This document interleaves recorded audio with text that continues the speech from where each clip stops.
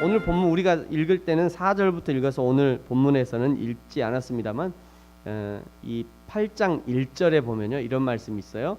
그 후에 이렇게 시작하고 있습니다. 8장 1절에 시작을 그 후에 예수께서 각성과 이렇게 시작하고 있어요.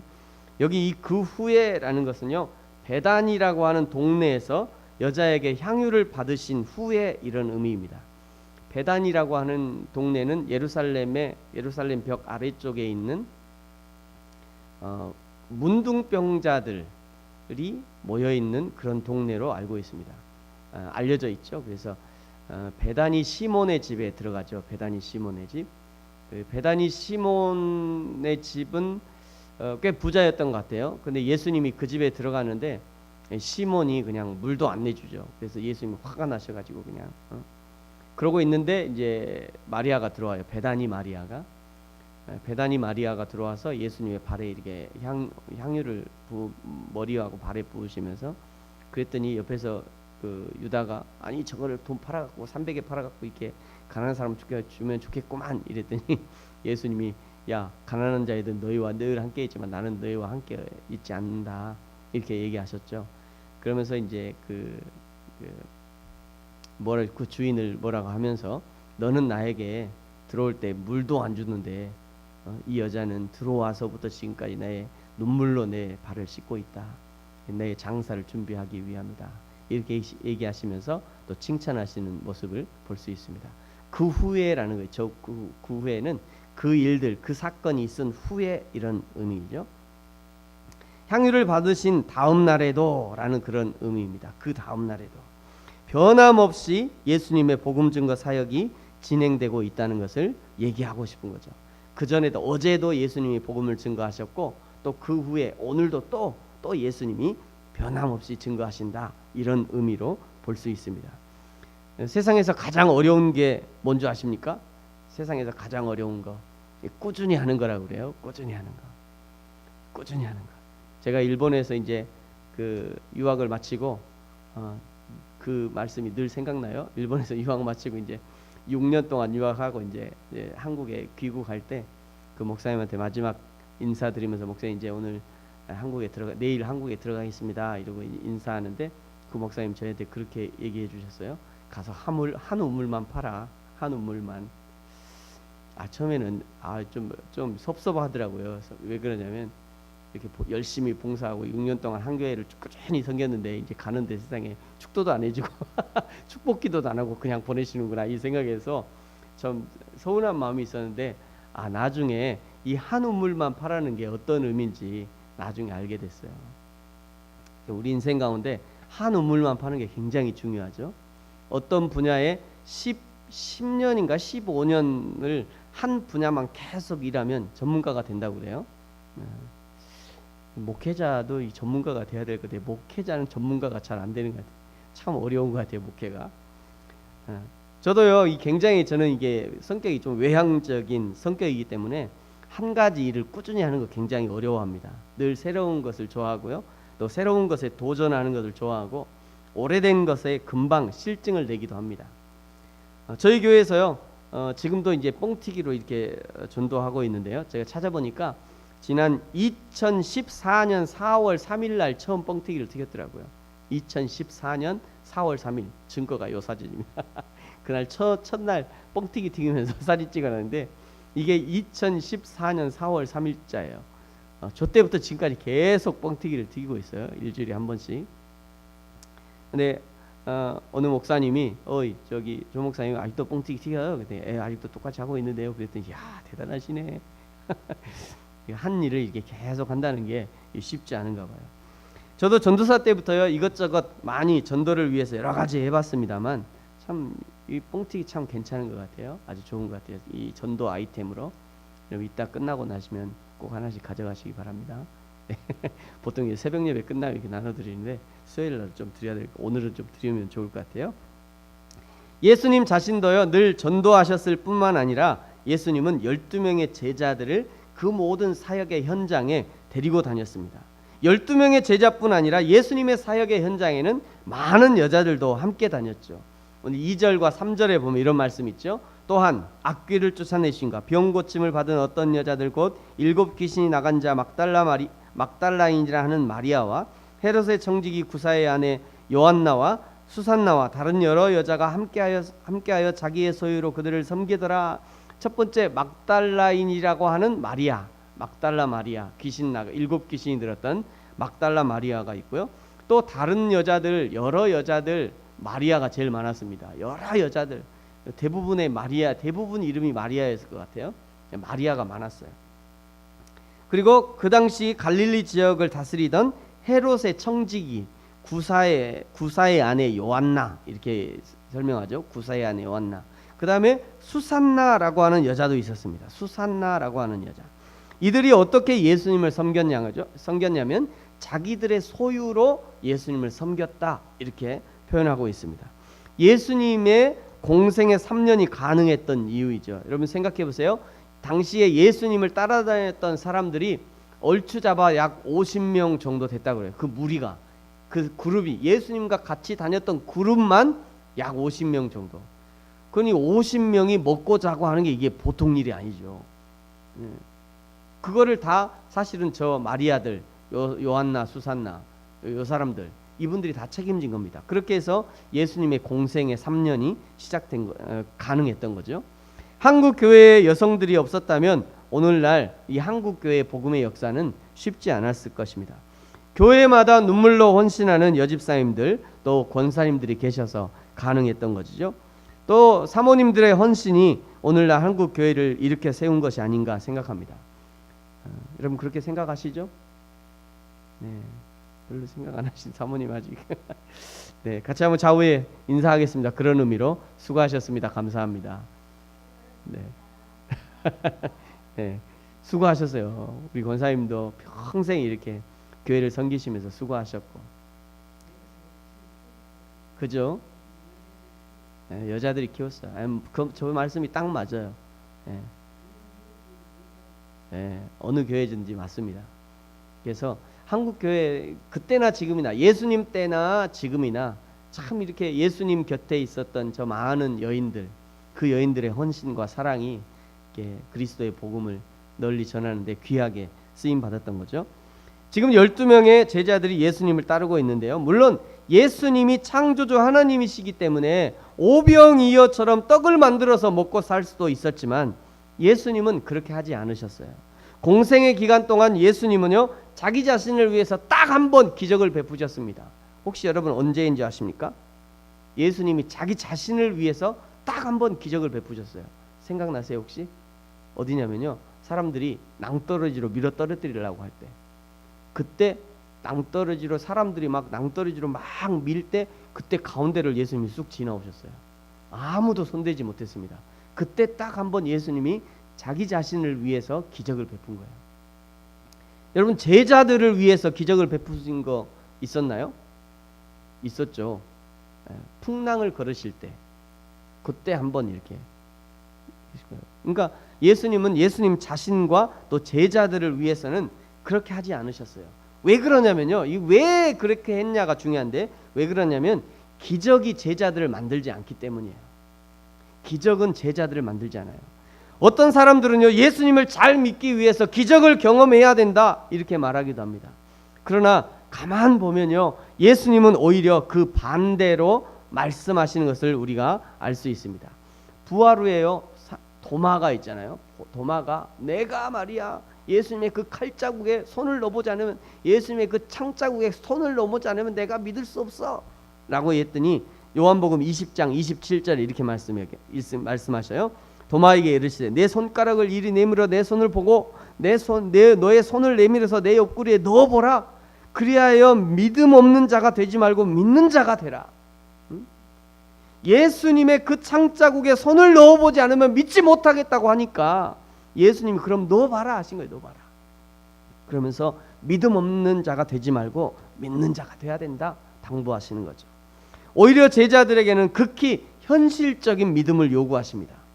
오병이어의 기적에서, 또 칠병이어의 기적에서 그 기적을 베푸신 후에 남은 것을 다 거두라, 허비하는 일이 없도록 당부하신 일이 바로 그것이죠.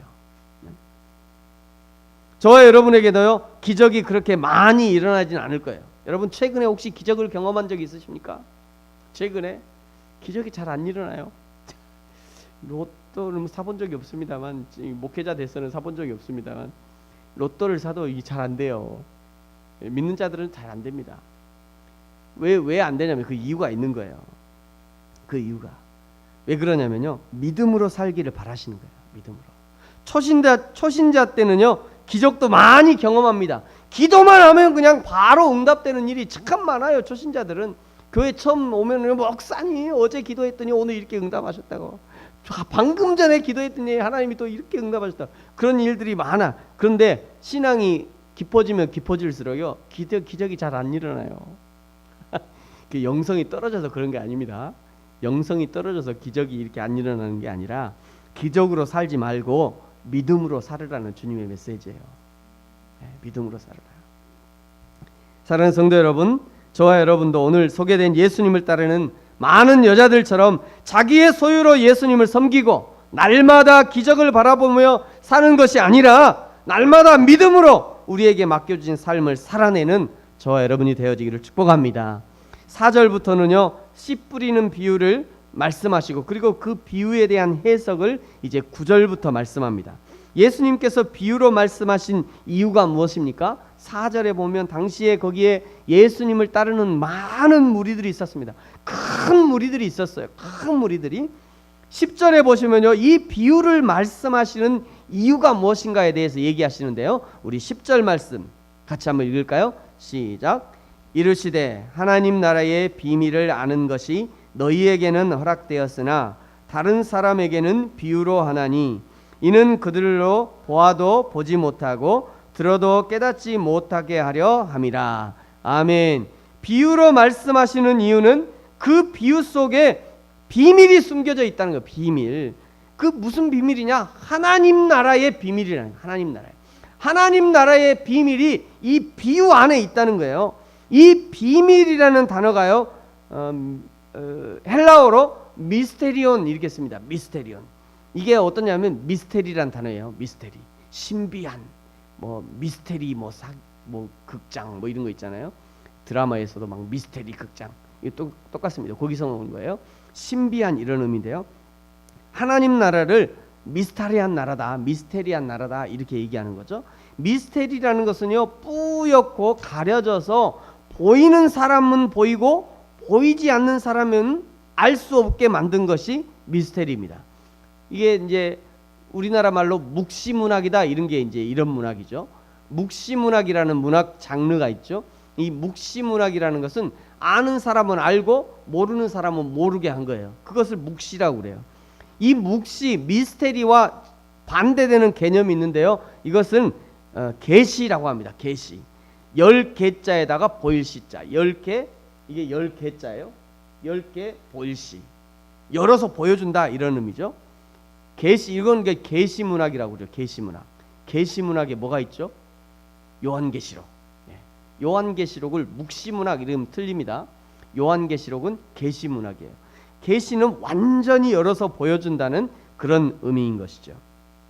그런데 요즘은요, 이 요한계시록을 잘 안 다루기 때문에 잘 다루지도 않고, 요한계시록에 대해서 너무 오해가 많아서 거의 덮고 살아요. 요한계시록을. 왜? 읽어도 모르고 열어보면 더 복잡해지고, 그러니까 그냥 요한계시록을 그냥 덮고 사는 그런 교회들이 많죠. 그런 성도들이 많아요. 근데 그런 문학이 아니에요. 요한계시록은 완전히 하나님이 열어서 보여준 것이 요한계시록이란 거죠.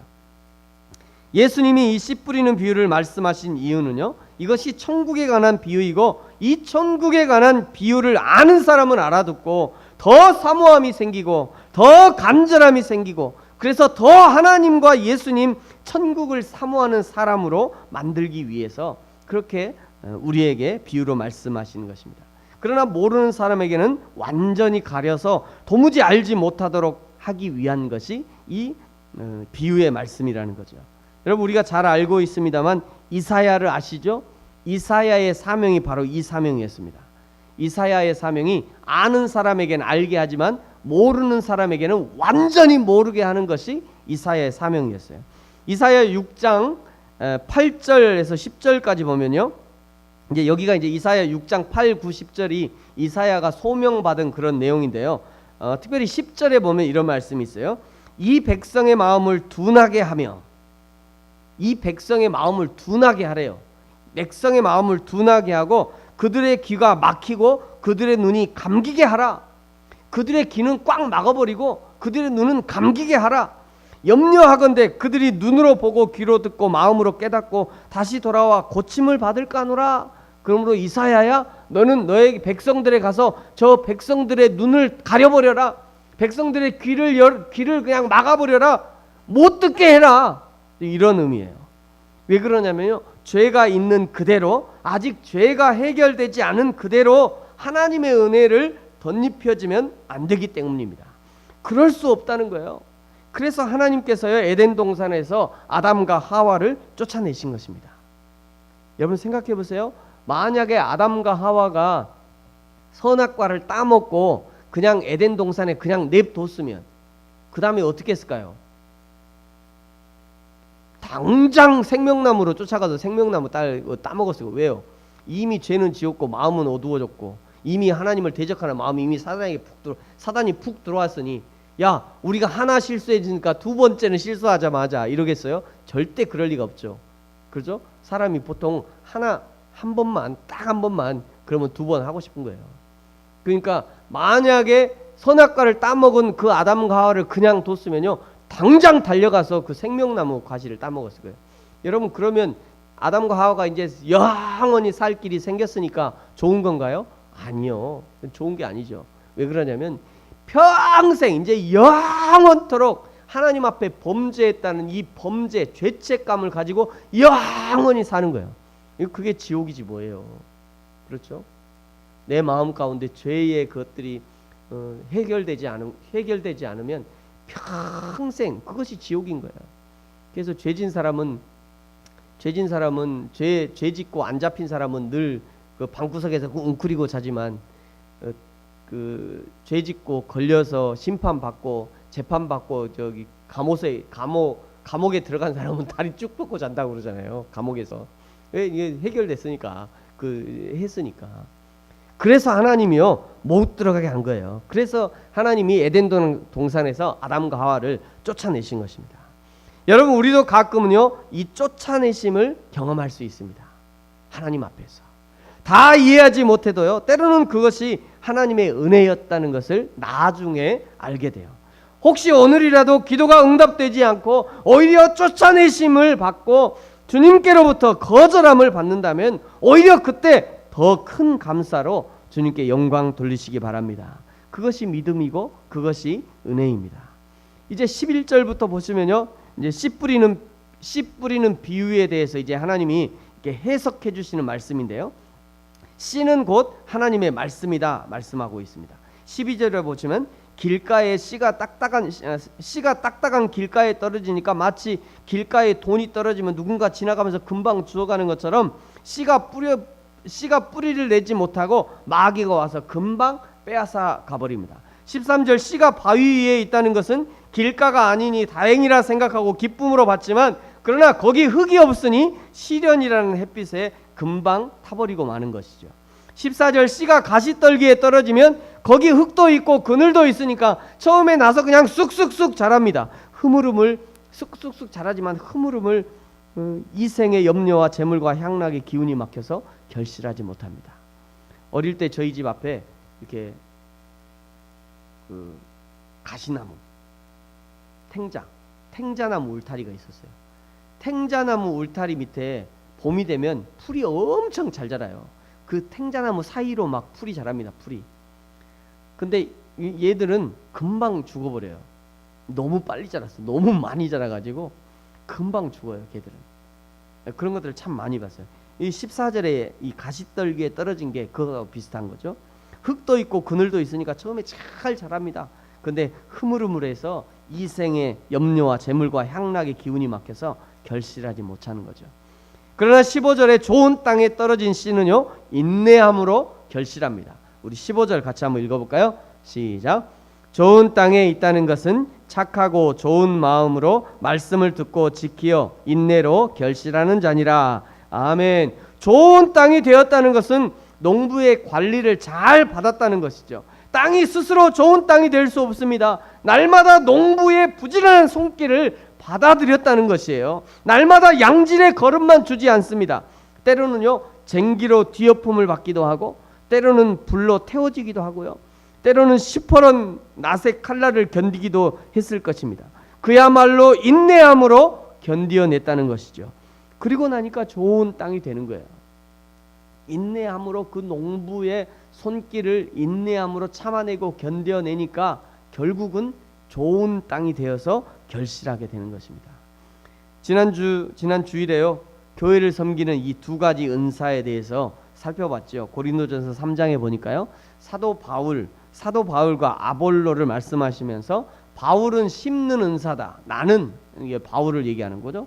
바울은 심는 은사가 있고 아볼로는 물을 주는 은사가 있었다라고 말씀합니다. 바울은요, 심는 은사니까 나무를 심기 위해서 그냥 구덩이를 파고 퇴비를 넣고 꾹꾹 밟아주는 그런 역할을 합니다. 바울은 하나님의 진리를 머릿속에, 마음속에 쏙쏙 들어가도록 심는 거예요. 때로는 잘 심어지지만 때로는 땅이 잘 안 파져서 힘들게 심는 경우도 있습니다. 그러면 곡괭이로 파고요, 요즘엔 그냥 포크레인을 동원해 갖고 그냥 땅을 뒤집어 엎기도 하고, 그러다 돌이 튀기도 하고 삽이 부러지기도 합니다.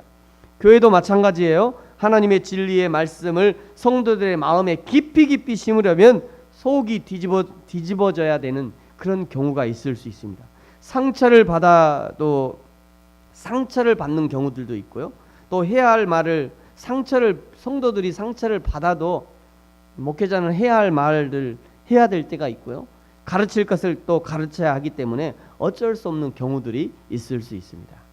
뒤집어 놓고 헤집어 놔야 나무를 심고 양분이 들어가기 때문입니다. 이 작업을 하기 위해서 목회자도 쉽지 않고요, 성도들도 쉽지 않아요.